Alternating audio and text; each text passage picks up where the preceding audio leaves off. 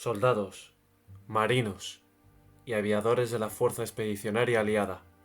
Estáis a punto de embarcaros en la gran cruzada hacia la que hemos empleado todas nuestras energías durante muchos meses. Los ojos del mundo os contemplan.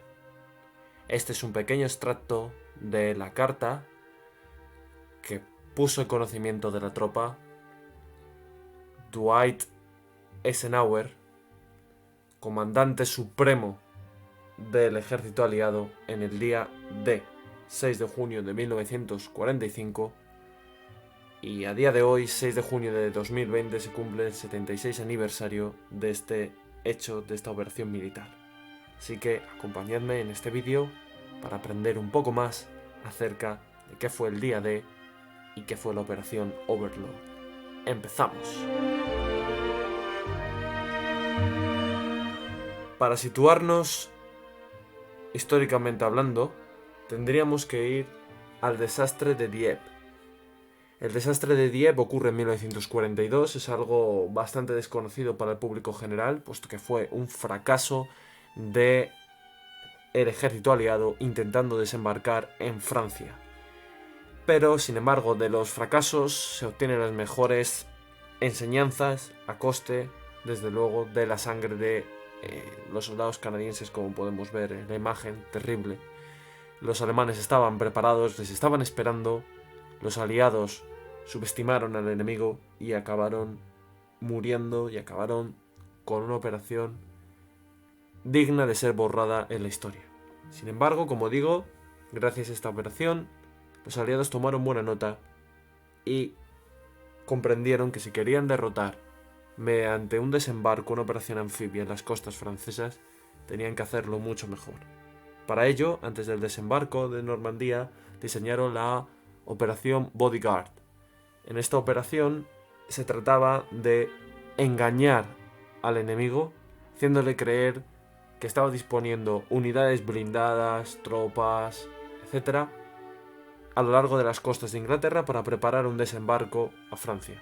Como vemos, estos soldados no es que sean súper fuertes, sino que este es un ejemplo de tanque, de carro blindado, hinchable, que fueron colocando a lo largo de estas zonas que he comentado previamente, para que desde el aire no se puede distinguir desde un avión de reconocimiento alemán si es un tanque de verdad o no.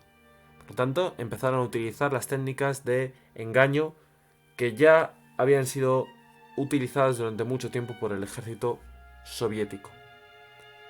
Tras esto, se dedicaron a entrenar verdaderamente durante mucho tiempo a fuerzas novedosas como son los paracaidistas,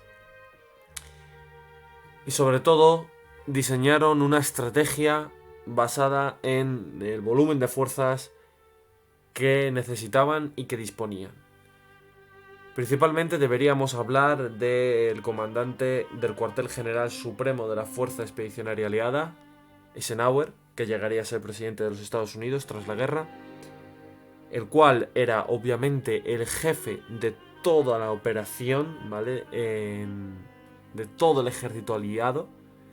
Y tendríamos a Montgomery, el cual sería el comandante del 21º grupo de ejército. Este es Eisenhower y este es Montgomery.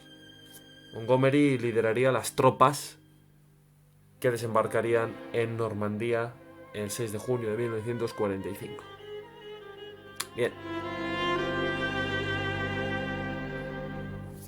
Frente a ellos se opondría Erwin Rommel, mariscal de campo, conocido como el zorro del desierto, un enemigo legendario, desde luego, gran estratega en el uso de la Blitzkrieg, la guerra relámpago alemana, y los americanos todavía le recordaban por la derrota que habían sufrido en África a manos de Rommel en Kasserine.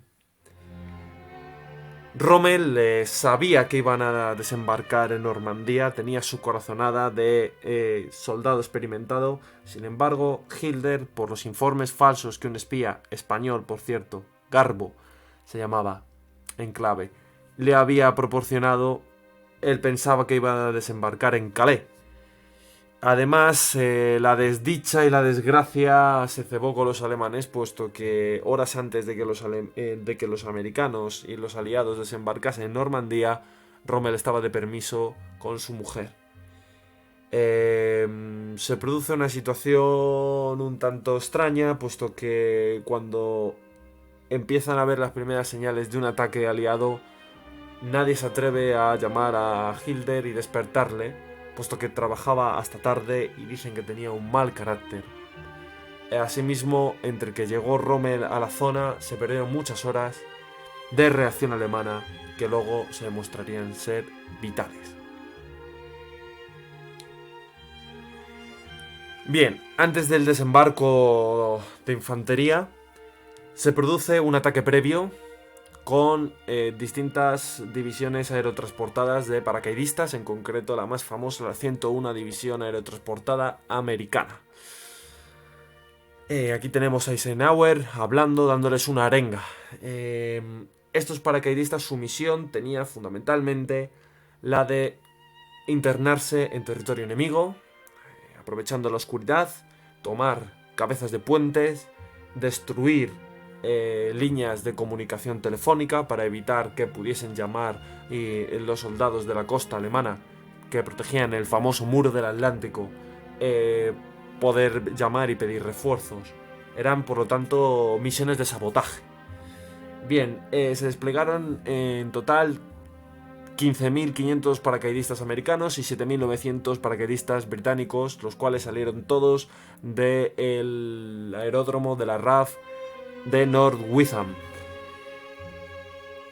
Aquí tenemos distintas imágenes. Los paracaidistas se hicieron la cresta para dar más miedo e inspirar a los alemanes el temor de los indios Sioux y Mohawk.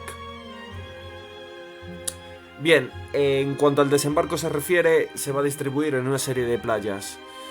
No solo van a participar los americanos, como parece que ha llegado gracias a la propaganda de Hollywood a nuestros días, sino también van a participar los británicos y los canadienses. En concreto, se van a desplegar por parte de los británicos en la playa de Sword 28.845 británicos, de los cuales van a fallecer 630. En la playa de Gold, 24.970 se despliegan y fallecen 413. Mientras que en las playas de Omaha y Utah, en Omaha, los americanos despliegan 34.250 soldados y van a fallecer 2.500. Ahí es el mayor número de bajas y se produce una carnicería porque es donde se encontraban mayor número de tropas alemanas. Después tendríamos en Utah, fundamentalmente van a fallecer unos 197 soldados. Las cifras, si os fijáis, no son tan grandes, sobre todo si los comparamos con las bajas civiles provocadas por los bombardeos de los barcos previamente antes del desembarco. En concreto, solo en el bombardeo inicial mueren 19.000 civiles franceses, y en los días después, con los distintos bombardeos de las operaciones posteriores, morirán en torno a unos 18.000. En total se estima que con toda la campaña de la operación Neptuno morirán unos 39.000 civiles franceses. Cifra nada desdeñable. Aquí tenemos otro mapa con las rutas de los aliados, barcos y una imagen de cómo se produce el desembarco en estas lanchas. El desembarco en Normandía, como curiosidad, estuvo a punto de no producirse debido al mal tiempo. Aquí tenemos una imagen súper famosa tomada por Robert Capa de los soldados norteamericanos dirigiéndose hacia Omaha Beach. Bien, las principales unidades norteamericanas que fueron empleadas fueron en Omaha, fueron la primera división y la 29ª división de infantería del ejército norteamericano. Esta sería otra imagen, pero tomada esta vez desde la perspectiva alemana, esperando con sus ametralladoras MG-42. Hicieron grandes estragos entre las líneas americanas, puesto que simplemente tenían que hacer un tiro al plato muy sencillo, casi sin apuntar. Otra imagen desde la perspectiva alemana, como os he dicho, podemos ver a un soldado con ropa de camuflaje aguantando los bombardeos que estaban recibiendo desde sus posiciones fortificadas, desde los búnkeres, por parte de la Marina estadounidense y devolviendo el fuego, presuponemos, con sus ametralladoras de MG-42. Vale, esta historia me voy a detener aquí porque es muy, muy célebre. A la segunda división de Rangers se les encomienda tomar un acantilado conocido como Point du Hoc en francés, perdonad mi francés, con una altura de 30 metros bajo el fuego enemigo. ¿Por qué que tenían que tomar este acantilado? En lo alto del acantilado había distintas baterías antiaéreas y de cañones, los cuales podían fustigar y castigar a los barcos y a la aviación, provocando grandes destrozos y llevando al fracaso de la operación Overlord del desembarco de Normandía. Por ello, los Rangers especializados eran unidades especiales bajo el fuego enemigo, consiguen establecer estas escalas y subir. Cuando llegan a lo alto del acantilado se dan cuenta que las baterías las han movido, deben internarse en territorio enemigo, acabar y conquistar con las baterías, pero debido a que precisamente se han internado en territorio enemigo, esto va a provocar que queden aislados, teniendo que aguantar distintos ataques por parte del ejército nazi, siendo capturados 7 hombres y solo pudieron ayudarlos a los Rangers el día 8 de junio, cuando ya los americanos, perdonad, habían conseguido asegurar la zona.